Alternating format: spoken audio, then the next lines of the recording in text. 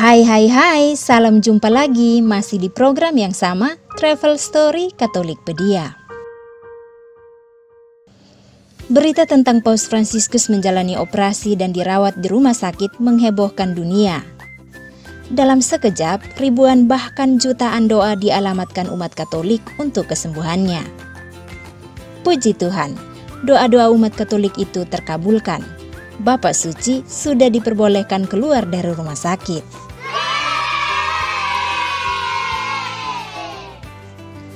Diberitakan vatikannews.va, Bapak Suci meninggalkan Rumah Sakit Agustino Gemelli Roma pada Rabu 14 Juli 2021 sekitar pukul 10.30 waktu setempat. Berita bahagia ini juga sudah dikonfirmasi oleh Matteo Bruni, Direktur Kantor Pers Takhta Suci Vatikan.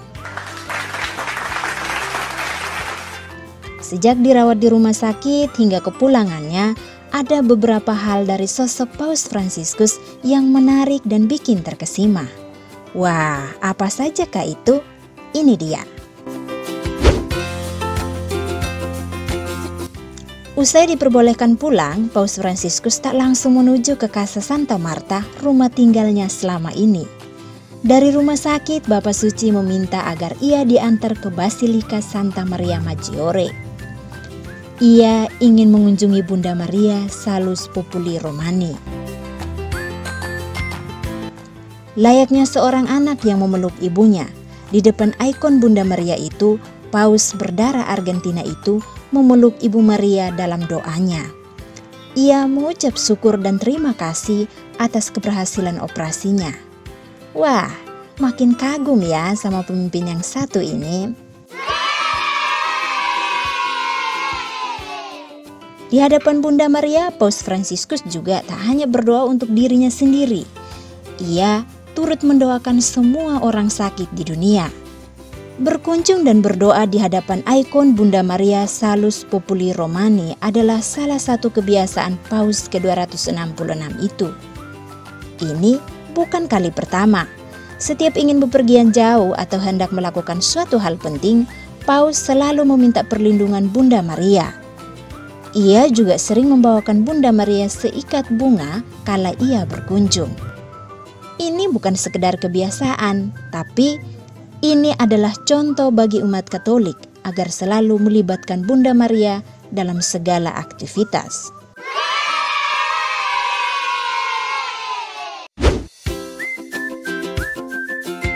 Setelah tiba di kediamannya, Sri Paus mengucapkan terima kasih kepada semua umat dan semua pihak yang sudah meluangkan waktu untuk memikirkannya. Bapak Suci sadar bahwa kesembuhannya bukan semata-mata atas doanya sendiri, tapi karena banyak doa yang mengalir dari umat.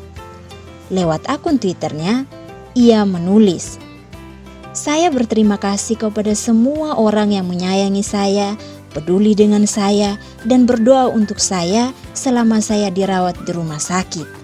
Jangan lupa juga untuk berdoa bagi semua orang sakit dan bagi orang-orang yang merawat mereka." Ucapan terima kasih yang disampaikan Bapak Suci mengajarkan kita untuk tidak lupa berterima kasih kepada mereka yang sudah menolong kita sekecil apapun itu.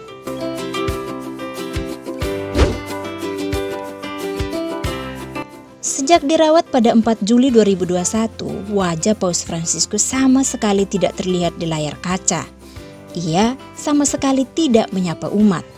Doa Angelus yang biasa ia pimpin, audiensi umum yang biasa disiarkan live pun diberhentikan untuk sementara. Kurang lebih hampir seminggu ia absen dari hadapan publik. Ini menimbulkan rasa rindu di hati umat, pun menambah rasa khawatir akan kondisi Bapak Suci. Perasaan rindu itu akhirnya terobati. Pada Minggu siang 11 Juli 2021, para peziarah yang biasanya memadati lapangan Basilika Santo Petrus untuk mengikuti doa Angelus bareng Paus Fransiskus berbondong-bondong memadati Rumah Sakit Gemelli Roma.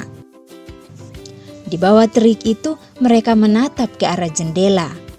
Umat menunggu Paus Fransiskus melambaikan tangan dan memberikan berkat dari balkon rumah sakit.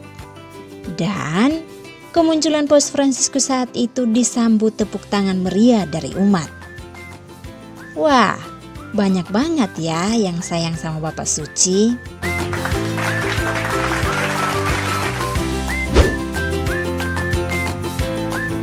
Selama menjalani perawatan, hati Paus Fransiskus terus tertuju pada pasien-pasien yang berada di rumah sakit yang sama tempat ia dirawat. Dengan bantuan kursi roda, Sri Paus bergerak perlahan menyapa para pasien dan tim medis, memberkati dan mendoakan mereka. Tindakan ini mungkin sederhana, tapi di balik itu ada banyak makna positif yang tertanam. Paus dalam keterbatasannya masih meluangkan waktu untuk memikirkan penderitaan sesamanya.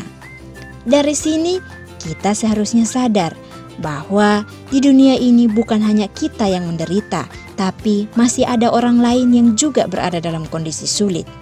Maka sudah sewajarnya kita saling mendoakan.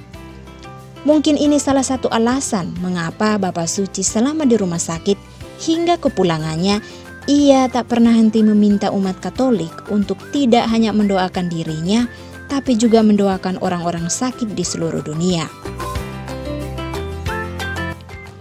Itulah sejumlah aksi Paus Fransiskus yang cukup menyentuh dan berkesan.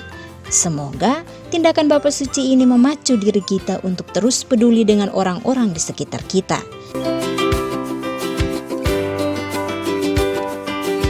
Jangan lupa like, share, komen, dan subscribe ya. Sampai jumpa. Tuhan memberkati.